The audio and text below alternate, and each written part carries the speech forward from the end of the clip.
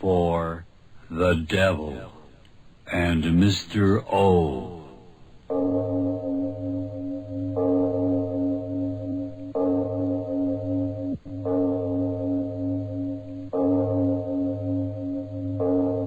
Good evening. This is Van Christo. Welcome to the Van Christo Radio Theater. Tonight, we present another of the radio plays of Arch Oboler, the famed writer and producer of Lights Out. These collected plays, presented under the title of The Devil and Mr. O, represent radio drama at its finest. This is the theater of your mind, where you are about to enter the zero dimension. There are no boundaries or time limits here, only the depths of your own imagination.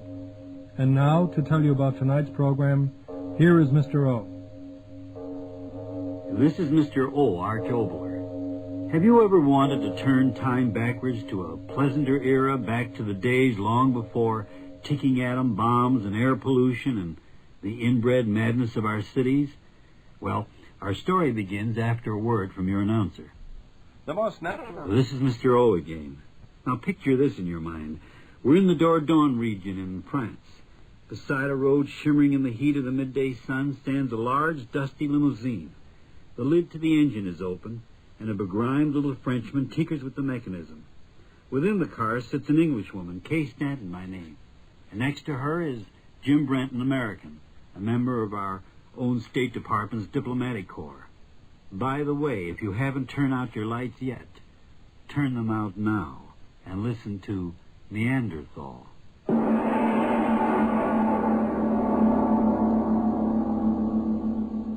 Aren't I what, ma chère? Aren't you clever with engines? I think I will rest a moment and talk with you.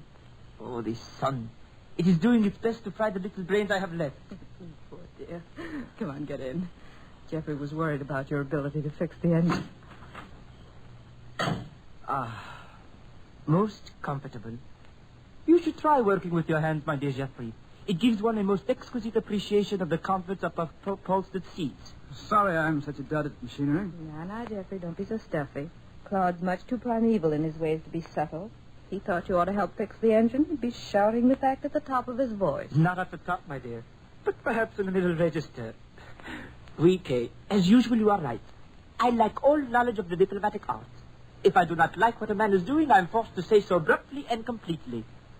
What an advantage you men of the diplomatic service have over we other poor mortals, my dear Jeffrey. Sorry, but I'm much too warm at the moment to think you're very funny. Oh, you two. The minute you get together, the great battle of words begins. Aggressiveness versus diplomacy. The financier versus the diplomat. As the Americans say, bury the hatchet, my friend. I'm afraid Mr. Wyllis will never appreciate my virtues. He likes men who sit around green tables and talk. I, on the other hand, do not like sitting. I do. The diplomatic way of getting things done is the only civilized way. And again, monsieur, I must beg to disagree. There comes a time when if a thing is to be done, one must do it. And diplomacy, how do you say it, be hanged. The philosophy of ruthlessness. Caveman philosophy. What do we know of cavemen? I know that a ruthless aggressiveness may reap temporary rewards, but those rewards that have come in a far greater and more permanent form have resulted from the use of a civilized code. A friendly exchange. Calm consideration of facts. The ethical way of life. The ethical way of life. I tell you... All right, gentlemen. There's just about enough of that for one day. I'm so sorry. 1,000 pardons, my dear Kay. Are you certain it will run, Runner? In my simplicity, I know but one way to find out, and that is to try and start it. Voila. Clever Claude, isn't he, Jeffrey? Let's hope it continues to run. Oh, charming thought. Let's be on our way, Claude, before we fall apart. They certain, Bob.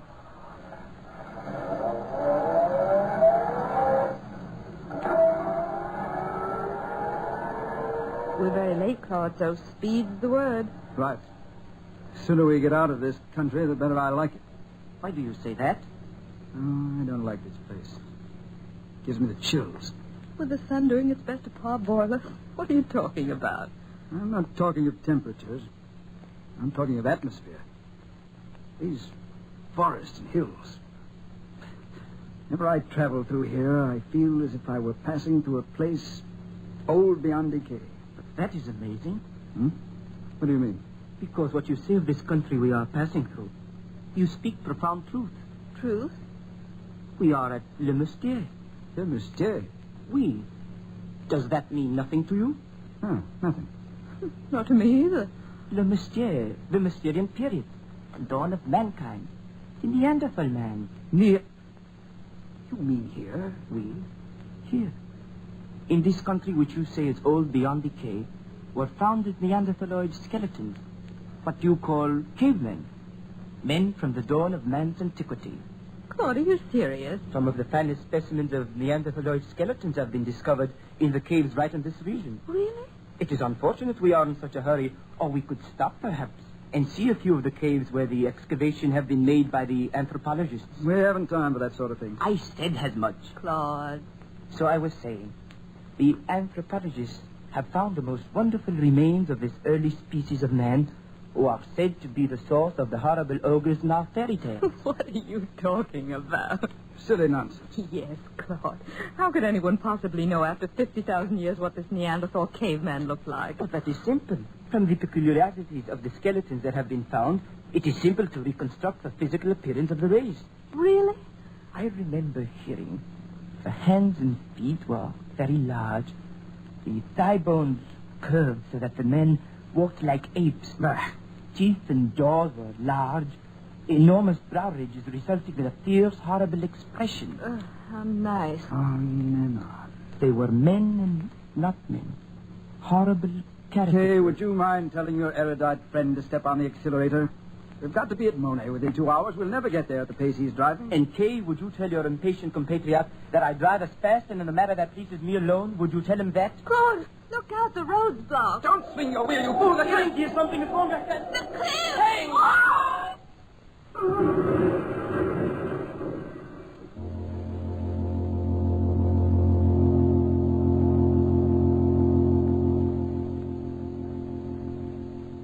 Jeffrey, please open your eyes. Jeffrey, please open your eyes. I'm so frightened. I don't know what... Kay, Oh, thank God you're all right. you're all right? Yes, I'm all right, but Claude, I don't know where he is. The cliff. We went over. We were thrown clear, I guess. The car's over there. I see it all broken up. But Claude, I can't see him. Here, help me up. Oh, what is it, Jeffrey? Oh, my arm. Broken, I guess. Oh, Jeffrey. Oh, I'll be all right.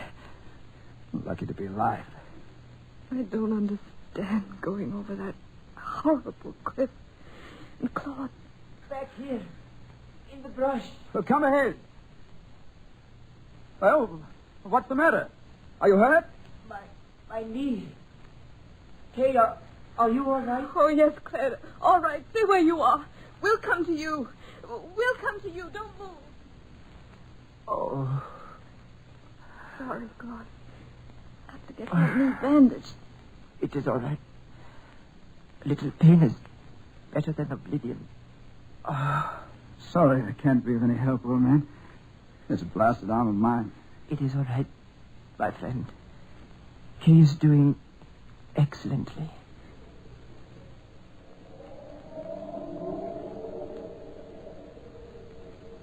How cold it is. That wind. Freezing. But how could that be in the middle of July? Claude. Jeffrey. What is this? The car goes over a cliff. We don't die.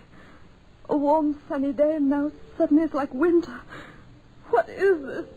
Tell me, what is this? Steady. There must be some logical explanation. I know this country, like you say, like the back of my hand. There is never such cold wind here in July. I tell you... Oh, Claude, you shouldn't try to get help. I'm all right. Oh, we've got to get help somehow. No. All I want now is a cigarette. No, I haven't any. Oh, there's some in the side pocket of the car. I'll get some. No, Jeffrey, I'll get But you can't go through the bushes with that arm of yours. I'm all right. I'll be right back. Kay. Hey, wait. I'll be back in a minute.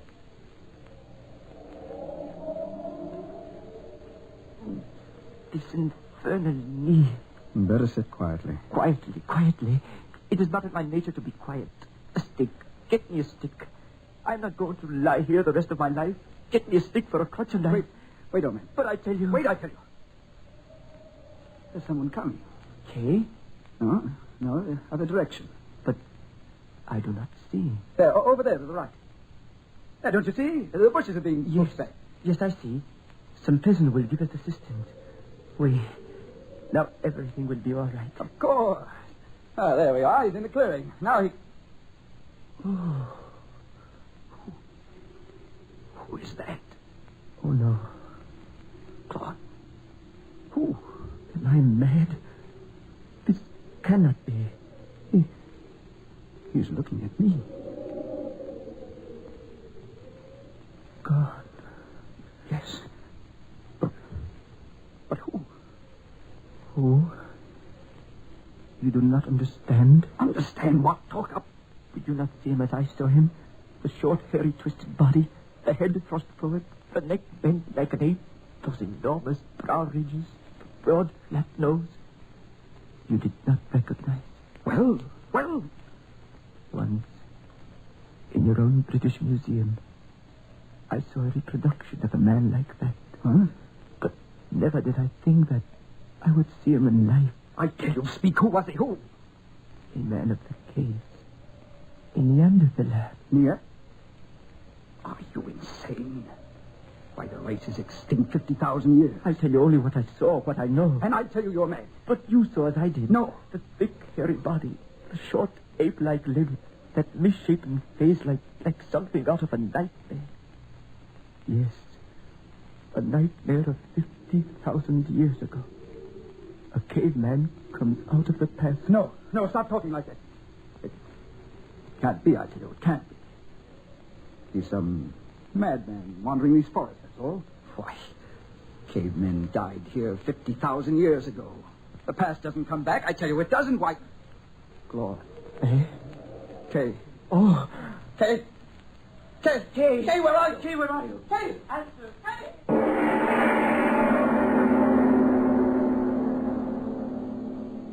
And now a word from your announcer before we return to the excitement of Neanderthal.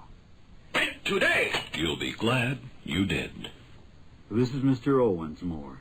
Let's go back to our story of Neanderthal. An auto wreck somewhere in France, and out of the past has come a man of the caves, a creature supposedly extinct for 50,000 years.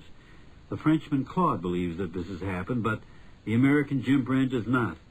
Now the two men are searching for the third member of their party, the Englishwoman who has suddenly disappeared. We give you again Neanderthal.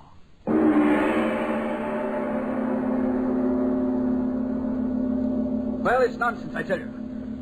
Hallucination. Eh? Yes, hallucination. Driving along, we were talking about the Neanderthal man. So when we saw that hairy peasant, we immediately took for granted that, well, here was one of the Neanderthal come to life. I tell you, the air was hazy. Our nerves were shot. We saw things that don't exist. Why is it so bitter cold? That, at least, is reality. Keep moving. So, I'll answer my own question. It is bitter cold because time has moved back to the third interglacial age. You do not believe the evidence of your senses.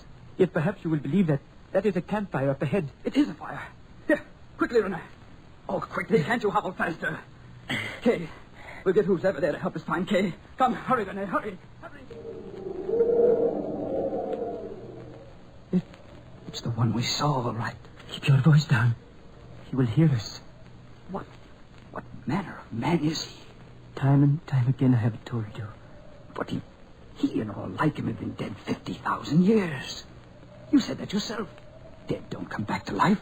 We have come into his life, not he into ours. Kay. Keep your voice down. Oh, but Kay, She is not there. You can see for yourself. Well, then she's lost. She's wandering around. Keep your voice down. I warn you. Lunatic, savage, whatever he is, perhaps he's seen Kay. Get down, you fool. No, I'm going to talk to him. Stay down. Hey, you up there. Look. We want to talk to you. You fool. What have you done? See, he's coming this way. I'll settle this. Oh, you. While we were unseen, we had a chance to plan, to do. But now... Don't talk like that. I was in West Africa for 2 years. I know how to deal with savages. Look at him. You think there is even a savage? No. He stopped. Afraid of us. He's the ugliest beggar I've ever seen. Friends, old man. See? Friends. Look, money. I bring you money. And pretty things. Mon Dieu, what a fool. Birds of money for him. Jeffrey, look out. Let me go, you... Jeffrey. Friends, I tell you. Jeffrey, I can't help you.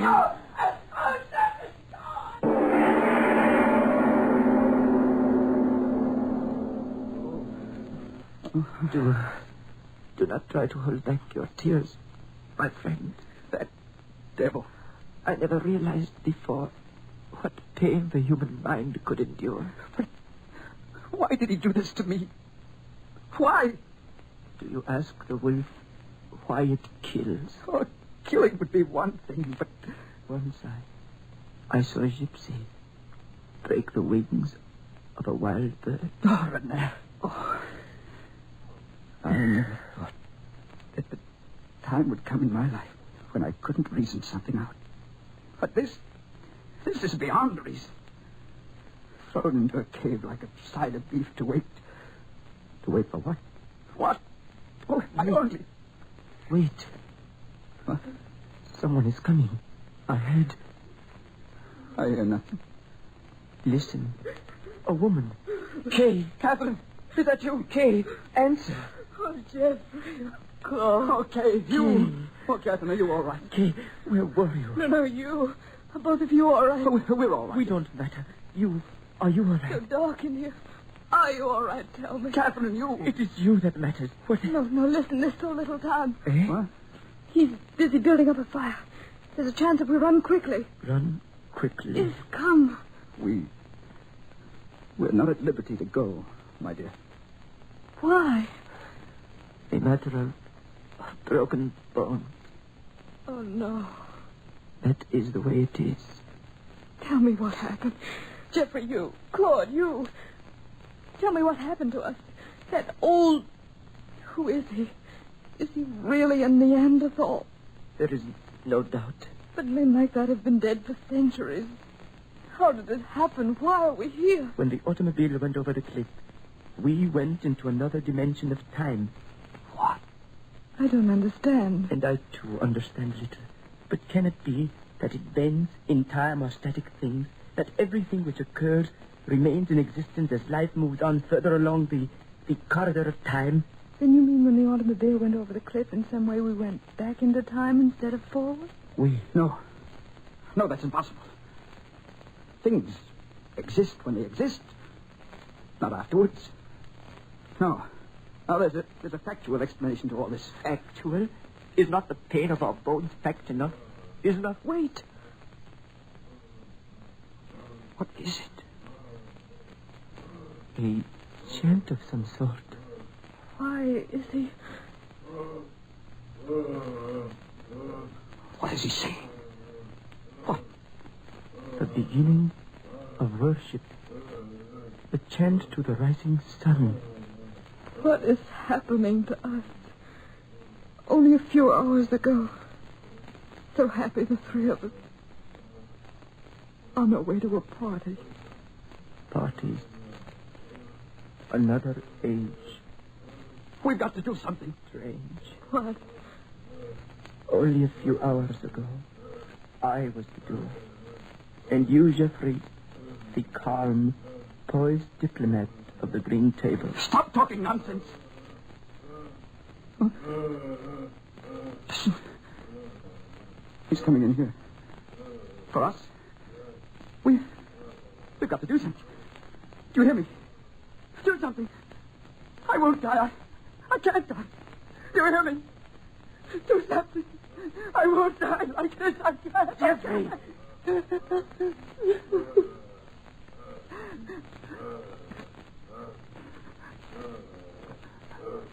I'm sorry. I never could endure pain. We understand, Jeffrey. Try not to think, dear. All my life, I've known what to say. And now? Oh, Jeffrey. No. Let me talk.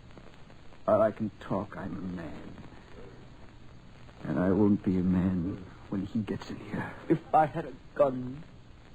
A world of reason. Yes. That's what it was to me. And everything could be settled with reason. In a world of reason. If I had a gun. Everything could be straightened out at the conference table. That's what I thought. All my life it would be that way. All my life. But you see, that was because I'd never met force in all my life. If I had a gun. But you can't reason with unreason, can you? When you're facing brute force, words and ethics and logic and good faith don't mean anything, do they? If I had a gun. You've got to face force with force. And a gun is force. And I've got a gun. Jeffrey! Lot of it here. Yes, I tell you, I've got a gun. Diplomatic service. They made me carry it. Oh, I hated it. I thought I'd never use it, but now we've got to, don't we? We've got to. Oh, he's coming in here. God, your right arm's all right. Reach in my pocket there. The gun, use it, use it. But I use it if we're to live, use it. Jeffrey, it's reaching. Come on. No, my hand, I can't. All right, then. I'll shoot.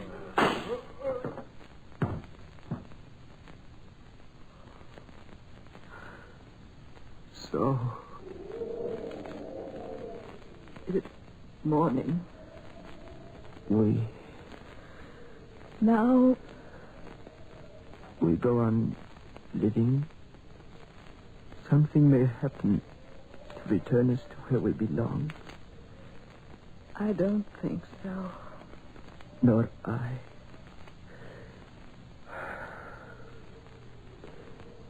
Perhaps we will be able to leave some record behind us so that the world of the future will know and understand this strange thing that has happened, this meeting of the present and the past. Jeffrey, don't just stare. It's over. Talk to us. I was thinking. I just killed a man. Yet, it's 50,000 years before I was born.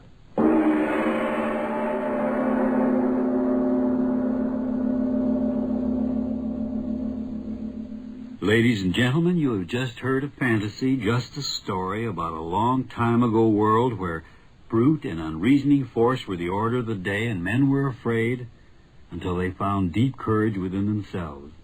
Yes, what you heard was just a fantasy, but think about it in terms of what happened in the recent past of our world and what might happen in the very near future. Think about it. But let's talk more about that after a word from your announcer. This is Mr. O again. We were talking about the future, all right? Let's talk about our future play. Of all the stories out of my writing past, the one that many people ask me about is the very strange story titled The Revolt of the Worms. Yes, worms. Those little night crawlers on your lawn, those strange, slimy creatures of the dark who plowed under the land long before mankind ever invented the plow. So, next week I bring you The Revolt of the Worms, and I challenge you to listen.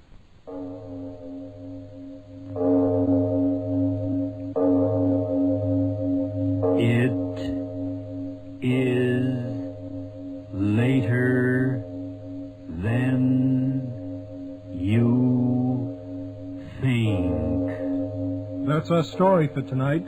I hope you enjoyed it and will join us again as we travel through the zero dimension in the theater of your own imagination. So until we meet again next week, when I bring you another story in the night, this is Van Christo reminding you that the extent of your own imagination is unlimited.